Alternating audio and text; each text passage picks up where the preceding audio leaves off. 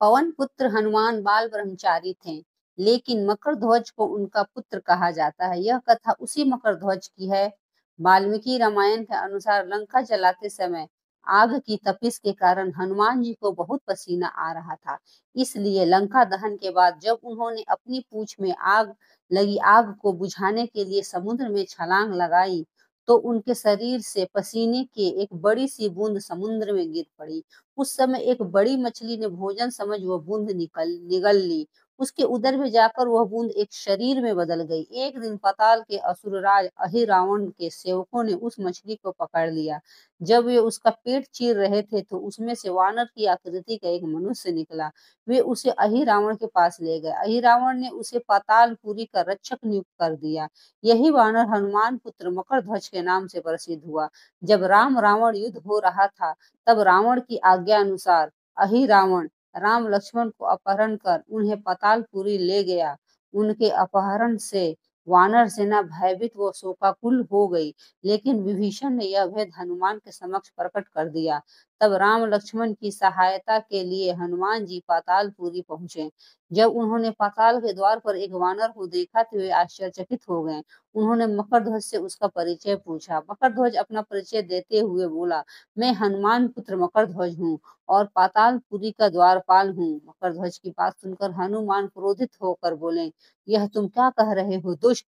मैं बाल ब्रह्मचारी हूँ, फिर भला तुम मेरे पुत्र कैसे हो सकते हो? हनुमान का परिचय पाते ही मकरध्वज उनके चरणों में गिर गया और उन्हें प्रणाम कर अपनी उत्पत्ति की कथा सुनाई। हनुमान जी ने भी मान लिया कि वह उनका ही पुत्र है, लेकिन यह कहकर कि वे अभी अपने श्री राम और लक्ष्मण को लेने आए हैं।